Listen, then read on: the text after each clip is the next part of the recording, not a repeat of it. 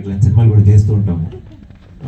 It makes is feel nice when film like this comes. కానీ ఇట్లాంటి cinema కమర్షియల్గా ఆడినప్పుడు ఎక్కువ కన్విక్షన్ కూడా వస్తుంది. ఊరికి మలయాళం సినిమాలు చూసి అరే ఇది తీసాడరా అని చెప్పకుండా మనం కూడా థియేటర్లోకి వెళ్ళి ఇట్లాంటి సినిమాలు చూసేటప్పటికి మనం కూడా ఆ స్థాయికి వస్తాం అన్నది ఉంటుంది. జస్ట్ మలయాళం సినిమాని ఓటీటీ డబ్బింగ్లో మాత్రం చూసారు ఇది తీసాడు నేను అసలు సినిమాలు భలే చూస్తాను కాకుండా if you really an enthusiast, film enthusiast, then you would want to go and support a film like this.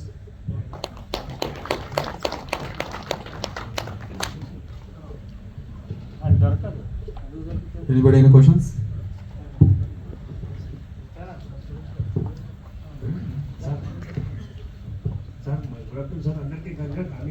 Sir interrupt చేస్తాను. ఒక 2 క్వశ్చన్స్ అడిగితే మా జడ్జి గారు వస్తున్నారు, ఆయన కూడా మీరు ఒక 2-3 క్వశ్చన్స్ అడిగేయచ్చు. మా జడ్జి సురేష్ గారు కింద ఉన్నారు, మీరు అడగండి. సార్ అడగండి.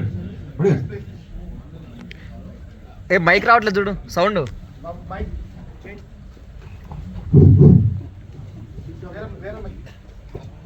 కంగ్రాచులేషన్స్ సార్, మీ అందరికీ కూడా చాలా బాగా చేశారు. పిక్చర్ చూస్తున్న కొద్ది కూడా అది ఇంకేం జరుగుతుంది అని ఇంట్రెస్టింగ్ గా చూడాలనిపించింది.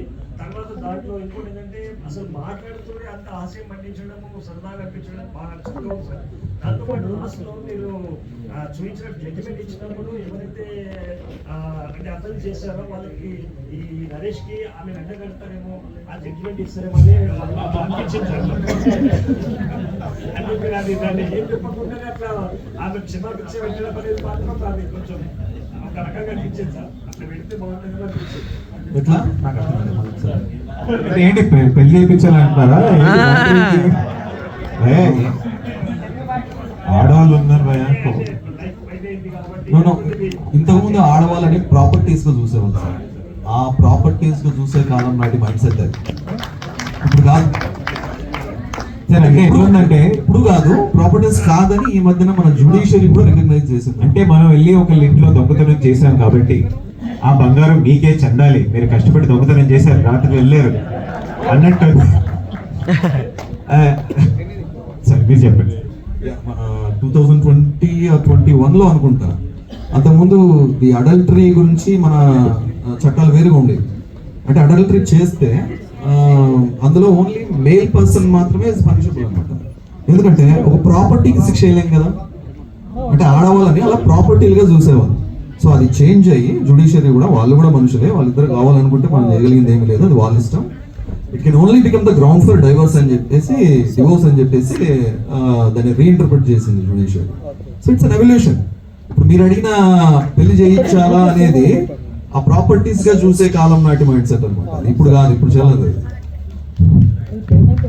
ఇదేదో బాగుంది సార్. అంటే ఇప్పుడు మనకి ఐశ్వర్యరాయ్ నచ్చింది అంటే ఐశ్వర్యాన్ని కిడ్నాప్ చేసి తీసుకెళ్ళిపోతే మనకు పెళ్లి చేసేస్తారేమో అట్లా మైండ్ సెట్ మీద బతికిన కాలం పోయి. Good evening all of you. My వల్ల సార్ని దాదాపుగా 20 years బ్యాక్ నా స్టూడెంట్ అతను. I'm so happy. ఈరోజు అతను స్పెషల్గా చెప్పడం వలన ఎగ్జామ్స్ అవుతున్నా సరే నేను హాఫ్ డే లీవ్ పెట్టేసి వచ్చాను ఇక్కడికి. అండ్ రియల్లీ మా మహిని నమ్మిన ప్రొడ్యూసర్స్కి కంగ్రాచులేషన్స్ యాక్చువల్లీ. అండ్ సినిమా టెక్నికల్గా వెళ్ళడం కన్నా కూడా ఎట్లా ఆడియన్స్ని 2.5 hours 3 hours ఎలా కూర్చోబెట్టేది ఇంపార్టెంట్. టెక్నికల్ ఆస్పెక్ట్లో పోయి డిబేట్ చేయడం కన్నా కూడా బోర్ రాకుండా కంప్లీట్ సినిమా చూసేందుకు ఎక్సలెంట్గా ఉంది, అవుట్ స్టాండింగ్ ఉంది, ఎక్స్ట్రాడినరీ ఫిల్మ్. నిజంగా కూడా నేను చాలా రోజుల తర్వాత చూశాను. మన రీసెంట్గా లక్కీ భాస్కర్ సినిమా చూసిన బాగుందంటే నేను చాలా రేర్గా సినిమాకి వెళ్తాను, అది కూడా ఎందుకు అంత అట్రాక్ట్ అనిపించలేదు. బట్ దిస్ ఇస్ ఎక్స్ట్రాడినరీ, చాలా చాలా బాగుంది. మనీ కంగ్రాచులేషన్ బేటా, ఇంకా చాలా ఎదిగాలనుకో.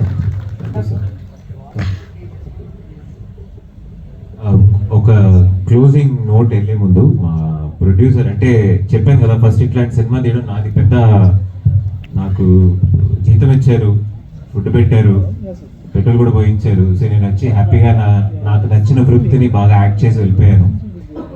మహి గారు కూడా ఇన్ఫ్యాక్ట్ మైపాల్ గారు ఆయన స్క్రిప్ట్ చేసే టైంని పెట్టుంటే ఈ పాటికి లాయర్ అయ్యేవాడు, ఇంకా పెద్ద బిల్డింగ్లు అవి చేసేవాళ్ళం. More importantly someone who risk on film like this. నమ్మి ఈ క్రూ ఒక ఎంటర్టైనింగ్ ఫిల్మ్ ఇవ్వగలుగుతుంది, దీనికి సాంగ్స్, ఐటమ్ డాన్స్లు ఏం అక్కర్లేదు అని చెప్పి ఇటువైపు ఏం జరుగుతున్నా దీన్ని పట్టించుకోకుండా అక్కడ ఆయన ప్రపంచంలో ఉండే మా ప్రొడ్యూసర్ గారిని ఒక మాట చెప్పి నవంబర్ 29th సినిమా రిలీజ్ అవుతుంది. సార్ మీరు మాట్లాడితే ఒకసారి తొడ కూడా కొట్టేస్తే. సార్ మా పత్రికా విలేకరులకి అందరికీ థ్యాంక్స్ అండి. మా సినిమా ప్రీమియర్ షోకి వచ్చినందుకు. లాస్ట్ టైం కూడా అయిపోయింది, ఒక మాట చెప్పదనిస్తుంది సార్. ఈ సినిమాని, మా ఉద్వేగం సినిమాని బన్నీ వాసు గారు మొత్తం ఫుల్ మూవీ చూసి ఇంత మంచి సినిమాను మంచి టైంలో రిలీజ్ చేయాలంటే మీరు అర్జెంటుగా ఫాస్ట్గా ఎందుకు వెళ్ళిపోతారు చాలా చాలా చెప్పారు సార్ ఆయన బన్నీ వాసు గారు. మరి ఆయన కోసం మనస్ఫూర్తిగా ఆయన సినిమా చూసి భయంకరమైన అసలు చాలా ఎక్సైట్మెంట్ అయిపోయాడు సార్, చాలా చాలా అయ్యారు. ఆయన కోసమే ఒక మాట చెప్దామని బన్నీ వాసు గారు మా సినిమా, మా ఉద్యోగం సినిమా చూసి ఎక్స్ట్రాడనరీ, ఇంతవరకు ఇలాంటి సినిమా చాలా కాలమైన చూసి చాలా బాగుందని అప్రిషియేట్ చేశారు సార్. వాళ్ళ ద్వారానే ఈ సినిమా రిలీజ్కి వెళ్తున్నారు, ఆల్రెడీ వాళ్ళే చేస్తున్నారు సార్. అదే విషయం. ఈ ఒక్క మాట చెప్పి నేను సెలవు తీసుకుంటాను. లాస్ట్ ఒకే సెకండ్ సార్, మా ఒక్క మాట చెప్పాలి మా గురు ఏబిఆర్ పెరిటి. నాకు క్వశ్చన్ హీరో గారికి, ఎందుకంటే మామూలుగా సినిమా మొత్తం డైరెక్టర్ పర్స్పెక్టివ్ మీద నడుస్తూ ఉంటుంది. కానీ the way hero is analysing the story and interpreting the various angles of the story, I'm very impressed. I yet to see somebody who can give such a bold statement about the movie and its genre. Sound. Congratulations to them. I'm also looking for next 9 parts. Mahidhar said he's already made script for another 8 or 9 parts. We are looking forward to that. 3.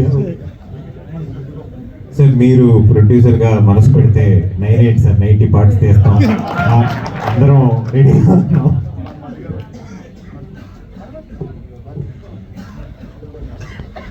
మా ఉద్యోగం cinema చూడడానికి వచ్చిన మీ అందరికీ చాలా thanks అండి.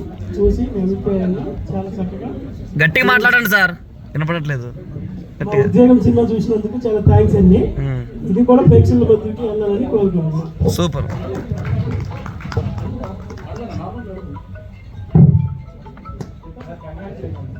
Thank you అండి, thank you.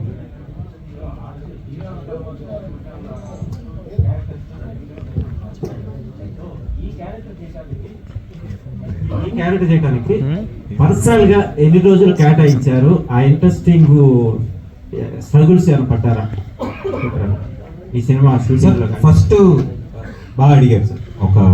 ఒక చిన్న క్లారిఫికేషన్, అంటే హీరో అని పిలవడానికి మన దేశంలో ఇద్దరికే ఉంది సార్ అర్హత. ఒకటి బార్డర్ దగ్గర కూర్చుంటారు చూసారా వాళ్ళకి, ఇంకోటి పొలం గట్ర దగ్గర కూర్చుంటారు పని చేస్తారు, వీళ్ళిద్దరిని మాత్రమే హీరో అని చెప్పారు. మేము ఉత్తి నటులం సార్, నేను ఉత్తి నటుడిని, ఒక ప్రధాన పాత్ర చేశాను. సో నాకు ఈ అప్రోచ్ ముందు నుంచి ఉండడం ఉంది. నన్ను చాలామంది క్రిటిసైజ్ కూడా చేశారు, నీకు బతకడం రాదు, నీకు అసలు ఎలా అమ్ముకోవడమో తెలియదు, ఎలా ఫ్యాన్స్ని కేటాయించుకుంటాం.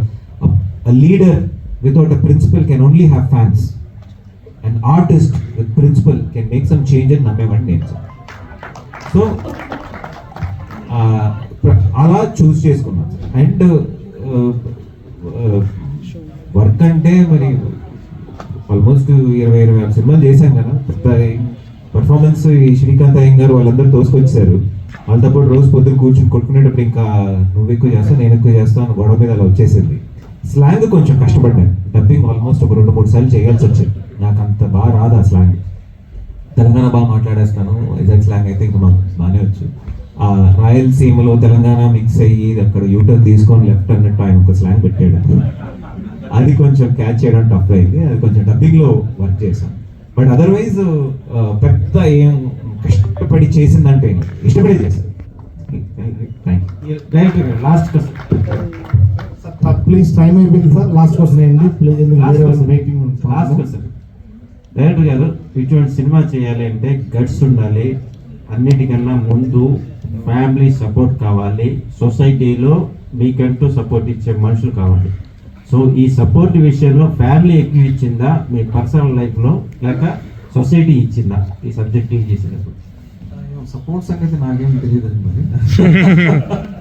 సపోర్ట్ సంగతి నాకు తెలియదు, కానీ నిజంగా మీరు అన్నట్టు చేసే వాళ్ళకైతే ధైర్యం ఉండాలి.